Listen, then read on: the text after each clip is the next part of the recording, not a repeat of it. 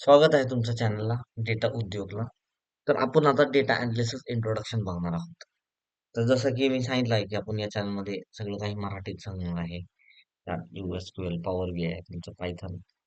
तर हा चॅनल असा आहे की तुम्हाला सगळी इन्फॉर्मेशन इथंच भेटेल आणि या चॅनल थ्रू तुम्हाला कोणाला करिअर बनवायचं असेल डेटा अनालिसिस किंवा डेटा सायंटिस्ट मध्ये तर ते खूप हेल्पफुल राहील.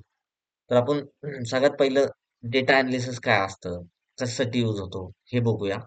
तर डेटा अनालिसिस एक प्रोसेस आहे. ठीक आहे. म्हणजे जर डेटाचा तुम्हाला मी सांगतो, सपोज डेटा आहे तुमच्याकडे, ठीक आहे, खूप सारा. तर पहिलं कसं होतं की एक्सेल मध्ये खूप डेटा यायचा. तर तो डेटा आल्यानंतर त्याचं ॲनालिसिस करणे म्हणजे त्या डेटाबद्दल समजून घेणे, की कसा आहे तो डेटा. डेटाबद्दल माहिती एक्स्ट्रॅक्ट करणे. ठीक आहे. म्हणजे एक्स्ट्रॅक्ट करणे म्हणजे ती माहिती काढून घेणे. ठीक आहे. मी जास्त टर्मिनॉलॉजी इंग्लिशच यूज करेल बिकॉज तुम्ही इंटरव्ह्यूला गेल्यानंतर तुम्हाला बोलता येईल म्हणून. माझं जास्त कन्व्हर्सेशन मराठीत राहील, पण मी ट्राय करेल की थोडंसं इंग्लिशमध्ये पण म्हणजे मराठीत जितकं होईल तितकं, पण जिथं वर्ड्स इंग्लिशमध्ये बोलायचे तिथं मी इंग्लिशच वापरेल. रिझन हे आहे की तुम्ही इंटरव्ह्यूला गेल्यानंतर तुम्हाला बोलता आलं पाहिजे की वर्ड्स किंवा टर्मिनॉलॉजी जी असतात ती तुम्हाला माहिती पाहिजे. तर एक्सेलमध्ये देता आल्यानंतर त्याला एक्स्ट्रॅक्ट करून तुम्ही त्याचं अनालिसिस करायचं. म्हणजे अनालिसिस म्हणजे काय थोडक्यात, जर माझ्याकडे एखाद्याने डेटा दिला, ठीक आहे, सेल्सचा डेटा दिला समजा, ज्याच्यामध्ये सेल्स आहे, प्रॉफिट आहे कंपनीबद्दल. ठीक आहे. तर त्या डेटाला घेऊन तुम्ही अनालिसिस करून सांगायचं, की तुम्हाला सपोज आता तुमच्याकडे 2 वर्षाचा डेटा आला. तर 2 वर्षामध्ये तुम्ही टोटल किती सेल केलं आहे?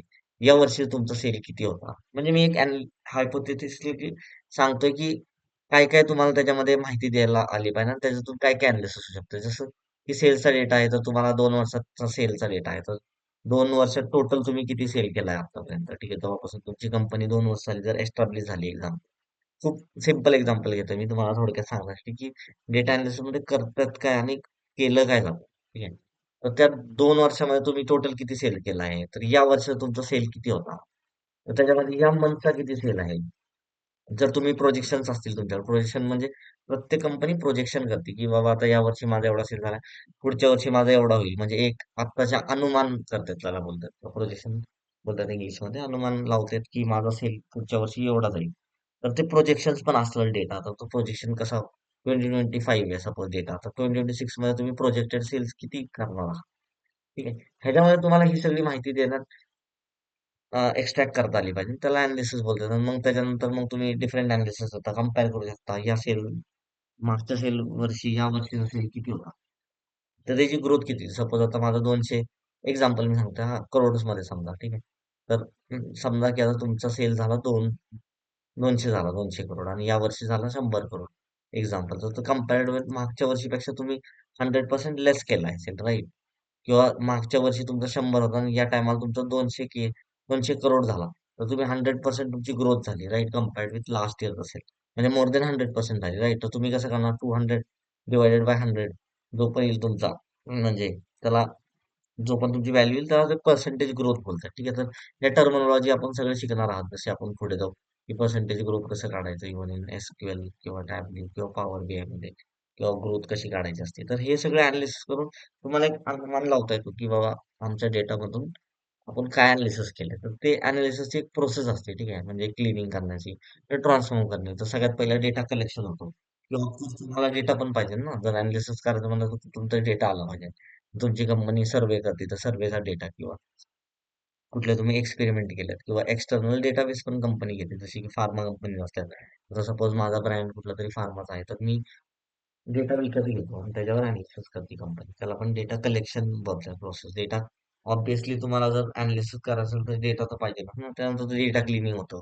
म्हणजे आपण विस्तारमध्ये बोलू. क्लिनिंग मध्ये काय होतं, की इनकन्सिस्टन्सी रिमूव्ह होती. तुमच्या डेटामध्ये रिलेव्हंट व्हॅल्यू आहे का नाही. परत क्लिनिंग मध्ये बरेच तुमचे टर्मिनॉलॉजी जे यूज होतात. बिझनेस कंटेक्स्ट काय आहे, किंवा बिझनेस KPI, बिझनेस रूल बोलतात त्याला. काय बोलतात? Business rule. टर्मिनॉलॉजी जर बघितली तर बिझनेस रूल म्हणून एक असते, की बिझनेस रूल काय आहे त्या डेटाबद्दल. मग ते सगळं क्लीन केला जातो आणि त्याच्यानंतर मग ट्रान्सफॉर्म केला जातो. आता असं होतं की बरेच डेटा सोर्स वेगवेगळे असतात.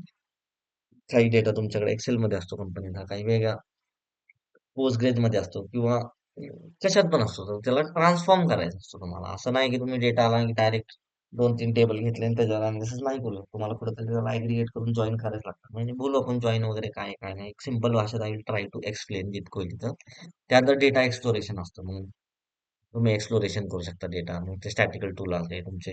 व्हिज्युअलायझेशन टूल आहे. व्हिज्युअलायझेशन टूल मध्ये पॉवर बी आलं, टॅब्ल्यू आलं, किंवा मग बरेच अजून काय आहे, हॉटस्पॉट आहे, किंवा मग इवन कोण कोण अजून लुकर पण यूज करतात. तर बरेच काय आहे. तर आपण मेनली या चॅनलवर टॅब्ल्यू आणि पॉवर बी आय बघणार आहे, बिकॉज हे दोन्ही लीडिंग टेक्नॉलॉजी और लीडिंग बी आय टूल्स आहेत. ठीक आहे, तर आपल्या चॅनलमध्ये आपण हे दोघं जास्त बोलू आणि एसक्यूएल तर कंपल्सरी आहे. आणि even will go with Python also. थोडं थोडं पायथन मध्ये पण आपण नंतर चालू करू. मग मी तुम्हाला एंड टू एंड अनालिसिस वगैरे सगळं सांगतो. तुम्ही या चॅनलला जितकं मी टाक म्हणजे मला जितकी इन्फॉर्मेशन देत आहे मी तितकी दिलं आणि ते तुम्हाला हेल्पफुल होईल. I think so in future किंवा तुम्ही इंटरव्ह्यू द्याल तेव्हा तुम्हाला खूप सारी इन्फॉर्मेशन भेटेल.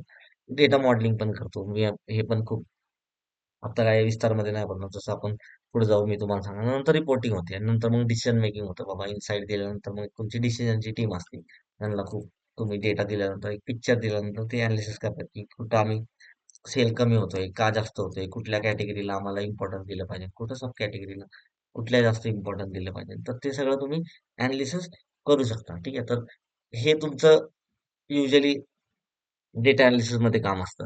आणि त्याच्यानंतर तुम्ही जर डिसिजन मेकिंग मध्ये असाल तर खूप स्ट्रॅटेजिक असतात. खूप बिझनेस तुमचे स्टॅटिक्स पाहिजे, त्याच्यामुळे तुमचं बिझनेस नॉलेज पाहिजे त्या डोमेनला. तर डोमेन पण असतं वेगवेगळे, जसं फार्मा डोमेन किंवा मग हेल्थ केअर इन्शुरन्स म्हणजे इन्शुरन्स डोमेन झालं, किंवा मग तुमचं फायनान्स डोमेन झालं. युजली आपण या चॅनलमध्ये फार्माचं डोमेन बघणार आहे, पण युजली डोमेन त्यावेळेस मॅटर करतं जेव्हा तुम्ही डिसिजन मेकिंग टीम मध्ये असता.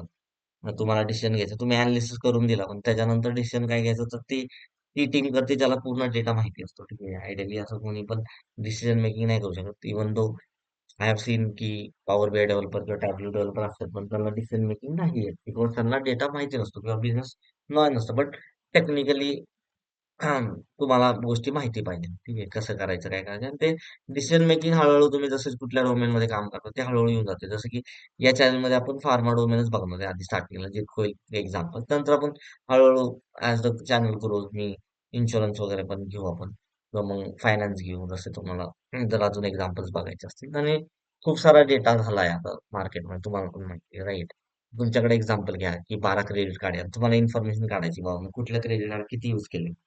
ठीक आहे, तर तिथं डेटा अनालिसिस तुमचं कामाला येतं की बाबा कुठलं अनालिसिस, कुठलं कार्ड माझं जास्त यूज होतंय, कुठलं कार्ड माझं यूज होत नाही, कुठल्या कार्ड म्हणून माझे डेबिट जास्त झाल्यात, क्रेडिट जास्त झाल्यात, किंवा कुठं मी असं मिस केलंय भरायचे पैसे, त्याला कसं मला रोखता येईल, किंवा माझ्या खरंच मला 12 क्रेडिट कार्डची गरज आहे का, ते सगळे अनालिसिस मध्ये तुम्ही देऊ शकता. ठीक आहे, खूप एक्झाम्पल सांगितले मी, स्मॉल एक्झाम्पल. तुम्हाला आपण जसं पुढे जाऊ खूप काही बघणार आहोत. तर हा फक्त एक इंट्रोडक्शन होता, डेटा अनालिसिस काय असतं, काय नसतं, प्रोसेस असते. मी हे डॉक्युमेंट पण नंतर अपलोड करेल ड्राईव्हला, जसं जसं आपण पुढे जाऊ, सो दॅट तुम्हाला पण युजफुल होईल. ठीक आहे, थँक्यू गाईज. चॅनलला सबस्क्राईब करा आणि लाईक करा.